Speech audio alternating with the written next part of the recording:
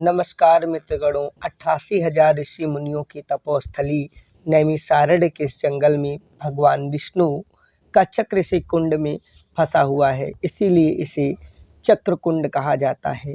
इसका अपना पौराणिक आध्यात्मिक महत्व है। ये वही स्थल है जहाँ पर महर्षि दधीच ने समाज कल्याण के लिए जीवित ही अपनी अस्थियां देवताओं के राजा इंद्र को दान कर दी थी। लोग आज भगवान के दर्शन करने आते और इस कुंड में श्रद्धा की डुबकी लगाते हैं। अलग अलग त्योहार, मेला और कार्तिक पूर्णिमा को भारी स्नान के साथ अलग अलग महत्वपूर्ण दिन नजर आते हैं। महत्व इस कुंड का हमेशा बना रहता है।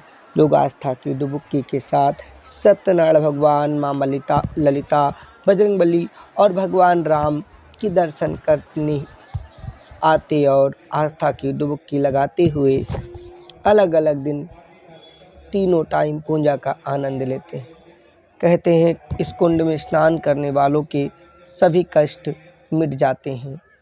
आस्था और तपोस्थली के बीच अपना अलग संगम है। कहते हैं यहीं पर श्री सत्यनारायण भगवान की कथा लिखी गई। ये वही तपोस्थली है जिसका आप रात में दृश्य देखकर अपने आप को रोमांचित महसूस कर रहे होंगे। कुंड का पानी ठहरा हुआ है। घाट पर लाखों की संख्या में दीपक जगमगा रहे हैं। अलग अलग अब हम दिन की तस्वीरों में आते हैं तो हमें बिल्कुल साफ और आसमान की अतिरिक्त चारों तरफ विष्णु भगवान का पसंदीदा रंग पीला और ऊपर भगवा जटा लहरा रही है। यह स्थली मेले के आसपास आम दिनों में सामान्य से अधिक भीड़ रहती है और ये वही पेड़ है जहाँ पर स्थापित हुई थी सत्यनारायण भगवान की कथा। अब इसे सिंगल कैमरों की नज़र से देखा जाए तो उसका अलग रोमांच है। लोग घाट पर पूजा पाठ करते हुए आगे बढ़ रहे हैं।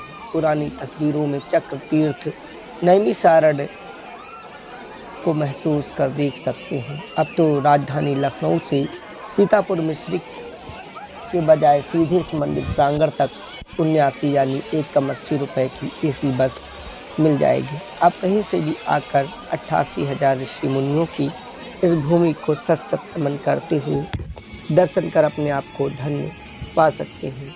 हमारे तिरंगा दलों के साथ घूमती में पुलिस ने भी फ्लाइट मार्च निकाल कर एक नाव चलाने का सफल अभियान चलाया और राहत बचाव कार्य के लिए उन लोगों ने इसे सफल बनाते हुए एक सीधे तौर पर इसे प्रशिक्षण कह सकते हैं। आने वाले समय में गोमती की लहरों पर ऐसी ही चहलकदमियां होती नजर आएंगी। चक्र तीर्थ नैमिषारण्य में धन्य।